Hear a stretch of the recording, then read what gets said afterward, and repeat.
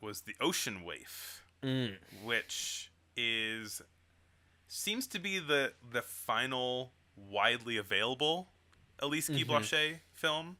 There's at Yeah. least one of hers that is existing in an archive somewhere, but it's not on any release or online anywhere, as far as I can tell. So it's our last outing with Elise Guy. Yeah. Unless some other ones get, you know, come out and are like released before we record another episode, um, which is unlikely. Um, but yeah, it's a bit bittersweet, I guess, to just like having followed her career over, however many years it was. And be like, oh, this is the last one. Yeah, Um, and even this one is not complete. There's some chunks missing, at least of the one that I watched. That I think yeah. are lost. I think there's a few minutes missing, but their titles telling you kind of what Yeah. happens in the missing parts, which is not uncommon for movies of this era. Um, the I don't know. Should we describe the plot? It's a Uh, weird plot for a movie. it is. It's a kind of like strange combination of really like dark melodrama and also like zany hijinks. Yeah, which Um, I don't know if it pulls that off completely. yeah, yeah, Like it definitely, you feel a lot of the sort of tonal whiplash of sort of like it gets very dark, and then yeah. at other times it is very silly. I started the movie thinking, okay, this is a silly movie with a bit of a dark setup, but it's a silly movie. And then by the end, I was like, oh my god, like this is Yeah. this is really edgy. Yeah. um, there's a a young woman who An ocean was wave. she's an ocean waif. You know, an ocean wave. Uh, she's being raised. She was found on the beach as a baby, by this bad dude, and she was raised by him, and she hated every minute of it. And so at some point, she was able to run away, and she runs to Like an abandoned. yeah, Yeah, an abandoned mansion, which is then promptly bought, I think, by a wealthy writer who moves in with yeah, his or butler. sublet it or something. Yeah. Yeah, maybe. And they learn that the mansion is supposedly haunted by the daughter of the previous owner. And so Uh, naturally that leads to some sort of mistaken identity hijinks where he's living in the house and Millie, the ocean waif, is sort of like also living in the house, and he doesn't know that, and he thinks it's a ghost, and yada yada yada. yeah, she's staying up in the attic, kind of like living kind of the life of a ratatouille rat, just like sneaking into the kitchen to grab food every once in a while, until and yeah, there's a lot of like really good gags with the butler, making like really like zany faces, like thinking that he's seen a ghost or something, Mm-hmm. or seeing the tablecloth pulling all of the food away, like off the side of the screen, and he goes, "Oh no!" The Um, ghost. and there's eventually a point where the novelist guy is sleeping, and he hears a noise up in the attic, and he takes his gun upstairs. As you And do.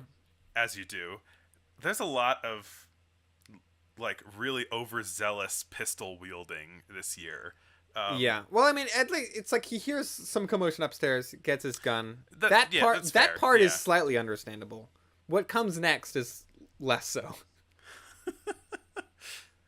Um, how would you phrase what comes next? Well, I Like, mean, I forget the exact mechanics of it, but he sees that it is not in fact a ghost. It is in fact an ocean waif, or a young woman who's living up in the attic, surviving off his table scraps. And he thinks, as a joke, maybe I'll threaten her with my gun. You know, just as a fun joke. And I was just talking about the sort of underappreciated art of using a bowler hat as a flirting prop. Guns, not so much. Not a great flirting prop. He did not take that class, however, and so he is taking a very weird stance on trying to woo this woman. he says, "Come out, Miss Ghost, or I'll shoot." Well, because it's like it's played as this sort of like kind of cheeky, like funny little like meet cute thing, and it's like he's got a gun. No. But 1916 was a different time, I guess. Well, eventually, like, they kind of clear up the whole situation. She's not a ghost, and Hawkins, the butler, isn't accused of being too much of a lush to understand that ghosts aren't real. She explains her story to him about growing up with an abusive stepfather and running away and everything like that. Then, oh god, I missed. Well, he at some point tells her that he is engaged, right? Does he tell her? I don't know if he even tells her. I felt we, like I was we as sprung on that. Yeah, I mean, we as the audience learn it. It's sort of like, so she is just sort of living in the house with him at this point. Yeah. But then, and he also finds inspiration for he moves into this house as a sort of way of getting inspiration for his next novel, because he wants a sort of environment that will inspire his writing, and so he decides to sort of adapt her life story into his next novel. Right. So this novelist Ronald Roberts, it's a very Stan Lee name. So then, so at some point we find out that he's engaged. His fiance shows up. And it's sort of like, oh no, what's she gonna think, And so his fiance, whose name is, I do not know if I wrote it down. But she sees them kissing. And he's like, no, she's just an ocean waif that I'm protecting. And then she says, "Is kissing part of the protection?" Yeah, it's like, oh really? Very good protecting you're doing with all that smooching. And so Millie kind of sees this and is like, oh, it'll never be the same. I guess I have to leave now. Yeah. And then this is the part where it gets bad. Upsetting. At this point it was just hijinks, and then she ends up going back to her dad or her stepfather, and who, she's been gone for a number of months probably. And she walks back into her stepfather's shack, and he says, "Slick looking kid, she's a woman now, and I ain't her father." Nope. Awful. Oh, don't God. like that. Don't like it.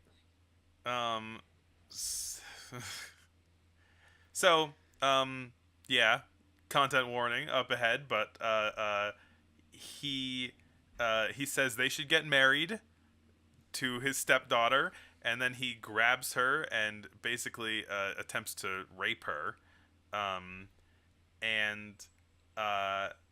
There's another person who's sort of like involved in the River Shack realm named community. Sem. Yeah. I'm trying to remember. Is he introduced before this scene? Yeah, he was, like, very briefly though. But Sem sees what's going on and shoots her stepfather, whose name is High Jessup.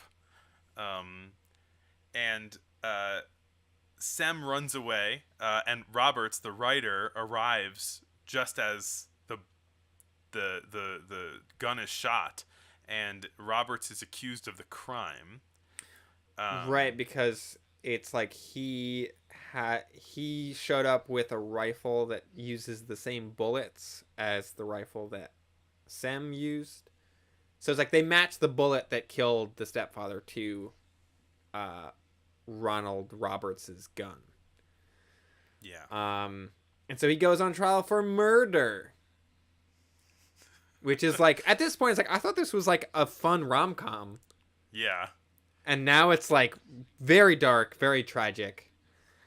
His fiance leaves him at this point for some guy named the Count. Which she doesn't want all this messiness. Yeah. That must be rough though, to have your fiance leave you for the Count. I feel like that's just not what anyone wants to hear. But then Sam, the fisherman, who I feel like is sort of coded as like kind of like on the spectrum or something. Yeah. He's coded in the old 1916 way of like, oh, he's simple. But it's like it's not really done in like an overly, it's not hateful or anything. It's not done in as yikesy of a way as I probably would have expected a movie from 1916. It also might just be that he's just like, he lives on the beach and is just not does not have the best social intelligence.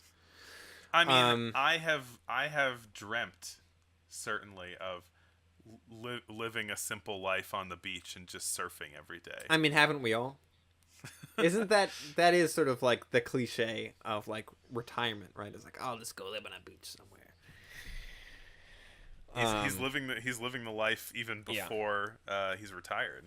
As someone who does not like going to the beach, that sounds like hell. But so he then confesses, Sam does, to the murder, and then which is crazy because he was literally like defending somebody. Yeah, but like they want to get him anyway, even though he was like saving someone's life basically. Yeah. But they chase him. Yeah. They chase him all the way through the forest and eventually up to the edge of a cliff, and then he jumps off the cliff. The loose end tied up. Yep.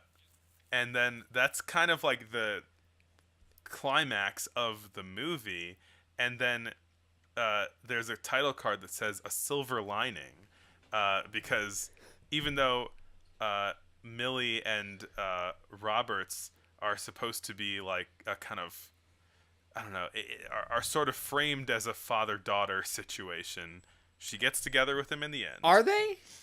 Well, his fiance says to Roberts that he should only look at her as a paternal figure.